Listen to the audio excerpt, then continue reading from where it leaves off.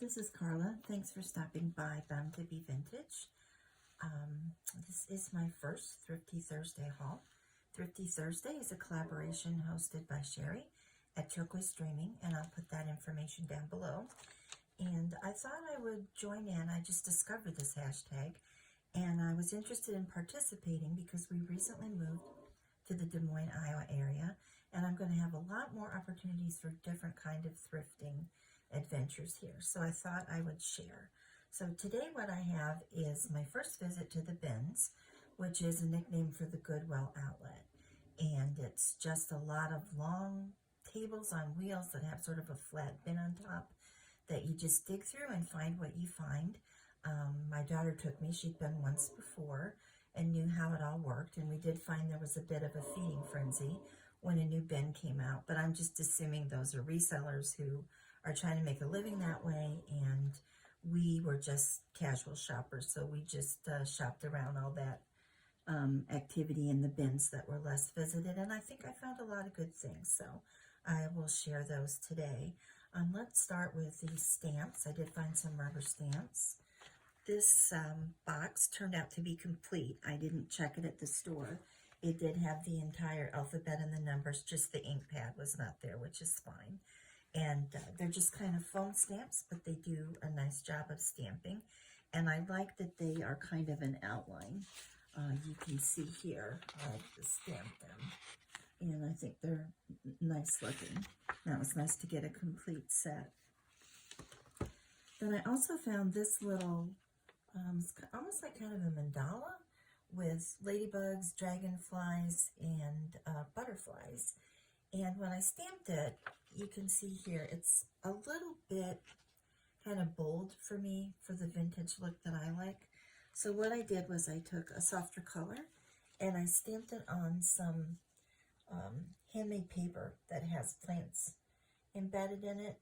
And I think that's pretty. I think that's a look I'm going to like a lot better. Also got just a simple little heart stamp with a banner. You can see that there. I love using stamps on mail around Valentine's Day, the heart stamps. And then I also got this exclamation mark, and I like that it stamps kind of blotchy, has kind of a vintage look. And I plan to do some sort of printer or typesetter journal, so this would be perfect for that. The next thing I got are these number cards. They were from a Snoopy calendar. Or Peanuts gang calendar, and I just really like the numbers. I love the look of them. I thought they were really unique. So I left behind the Snoopy cards, but I did get all of the numbers. I've got 1 through 31 with the exception of 10. Somehow that went missing, but I think that's typical at the bins. And I was thinking about what I could do with these. And the first thing I did was I rounded the corners on this one, so this could make like a little journaling card or something. And then I saw Eva at Bohemian Crafting make this sort of ticket shape on some square numbers that she had. And to do it, it's really easy. You just take a small circle punch and line it up with the corner and then just snip it. And mine happens to have some lines in there I can follow so I can get uniformity from card to card. And then just inking around the edges. And I think that would make a great journaling card or tag with an eyelet, or just the base for a cluster, especially with the single digit numbers where you have a lot more space around them. The next thing is just a pillowcase. I've washed and dried it. It is just one of those French prints with different postmarks and just script and Eiffel Tower, kind of the typical thing. But this one is just a really nice soft fabric, and I figured there would be enough to get a journal cover or a fabric flap, things like that. So I grabbed that. And I should mention the way you pay at this particular Goodwill outlet is they weigh what's in your cart, and it's $1.69 a pound. So I spent $6.36 for everything here.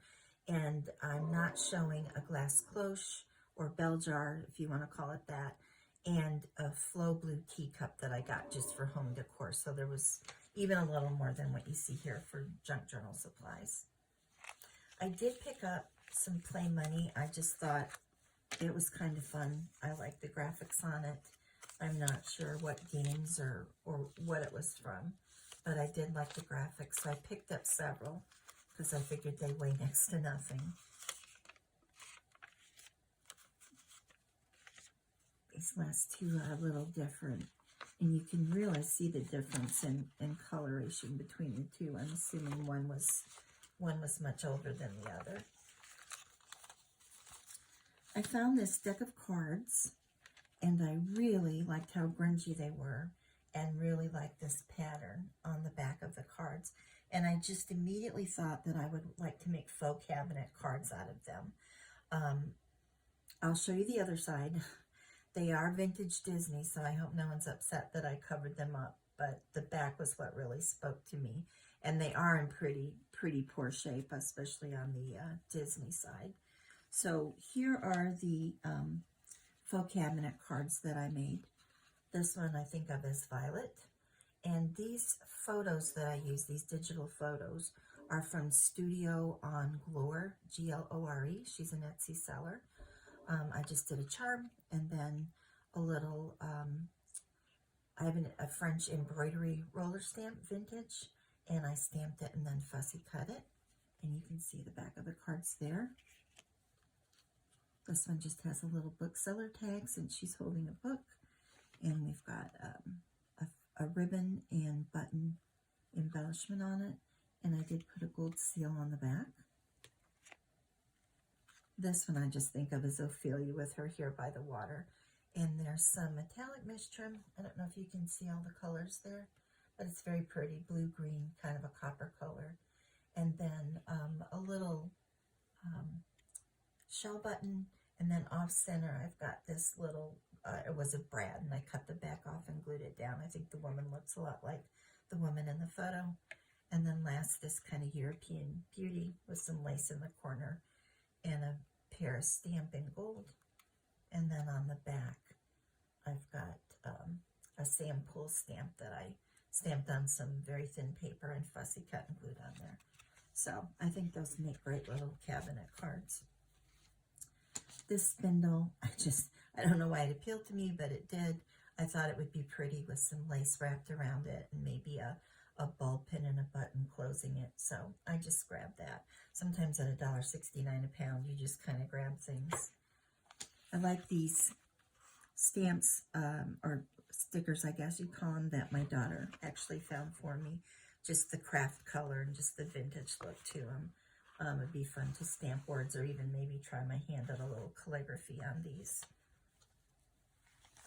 I picked up this quilt print because I'm always looking for different page backs, and I thought with the size of this, it could make a good journal page, maybe with some fold outs or something like that.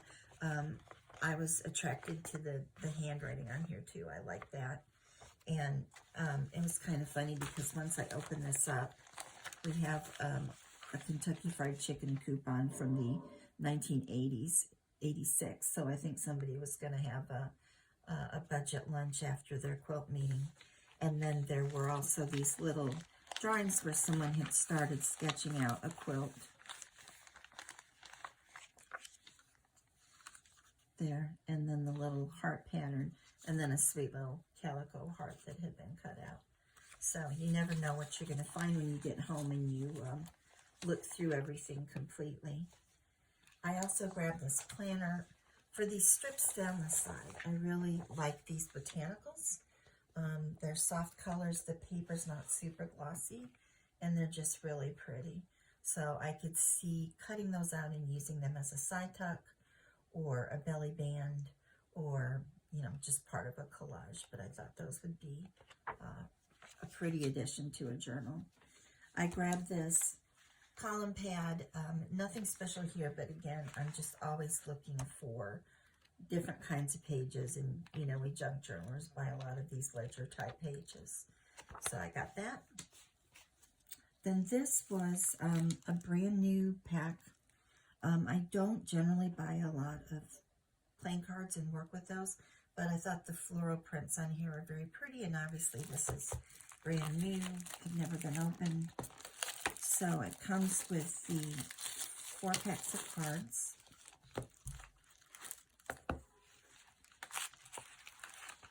Two bridge score pads, and then you've got the 4 tallies. So let's get this all out and take a better look.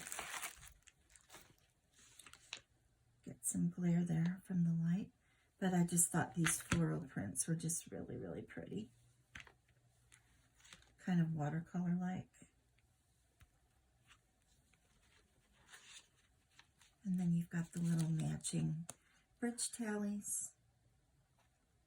Be fun to tuck in a pocket in a journal. And then the score pads.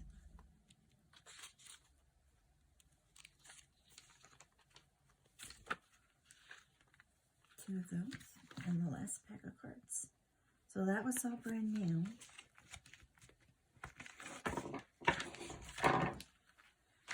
I also picked up this Victorian book, which is in great condition.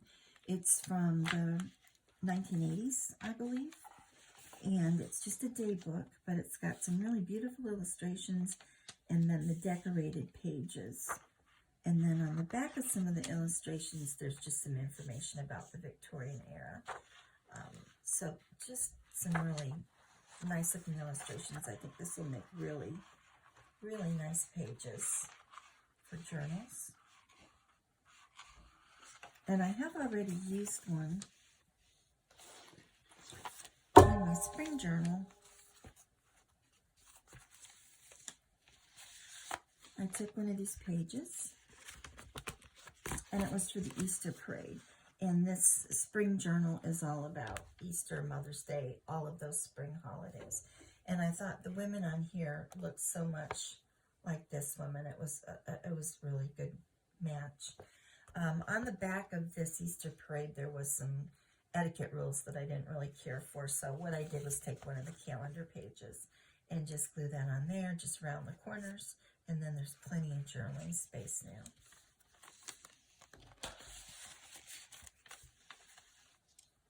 And the books are not weighed separately at that outlet. They're just part of the $1.69 a pound. This is an odd item that I just really liked. There are all these shapes with numbers, and you can see it's got that patinaed look. It's got the look of old stencils, and then you can tear out these shapes. And I think what it was to make a big sculpture on the wall, because this little acrylic piece was tucked in there, and there's a number on the back that corresponds with one of these. But I just thought the stencil look of these was really interesting, and they'd be a lot of fun to use on a page in a collage. And then I could always just use a punch, different shape punch, and punch up the number in a different way if I wanted to do something different than the shape that's there. So I got 2 of those. My background here is a sheet of wrapping paper that I got. It's Christmas, as you can see. It's vintage Santas, and you've got the little girl. And I thought I could fussy cut out just the children. There's a boy and girl here, if I didn't want the Christmas theme. So it's got that, again, a nice patina look with the yellow and the kind of the sepia brown. So I grabbed that. And then the last thing I got was really my best find, and it is in sad shape. But it is an interesting piece, oops, there that goes, of history. This is Lotta's Book for Teachers. You can see up here. And I did a little research when I got home, and this is from 1930. There is a copy of it in a museum website where they do a flip through of this exact edition. It says on the back it's the 8th edition from about 1930. This cost $2 back in the day, and the rural school teachers would get it to use for lessons and then also to order their supplies. So I think that there's just going to be a lot of things I can use in here. There's a lot of drawings, kind of line drawings. I do plan to do a school days journal, So a lot of these items would be nicer than that. Some of them are colored, but there's plenty more that were just left plain. The other thing I really like is these little silhouettes, like you see here. These are really popular in the 1930s and 40s. I have some Dover art clip books that have silhouettes like these. So I'm hoping I might be able to scan these and get them up a little bigger and then use those in like fashion journals or something. Right here we've got the two women working on a dress. I think you see there's a very simple floral here. One person that was selling one of these noted that her mother had been a school teacher and saved this and actually taught her how to embroider with some of the patterns from here. Then as you go through, there's some more written like story type lessons with some line drawings. Lots of things that could be used as journal pages or just fussy cut. It's just a really interesting book. And then as we get toward the back, oh, there was this accomplishment test number 2, and that was stuck in here, copyright 1928. So somebody had a test.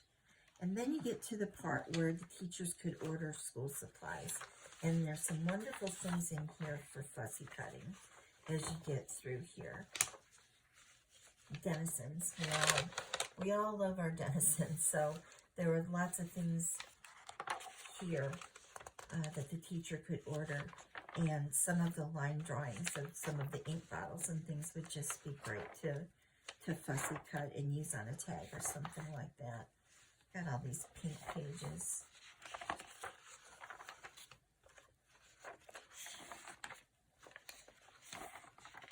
Books and greeting cards, just all kinds of things. And there's this great advertisement in the back. So I thought this was an interesting piece of history. Like I said, it's in really bad shape, as you can see, but I think I'll use it a lot. Thanks for joining me today. I enjoyed sharing with you what I found, and I hope you enjoyed it too.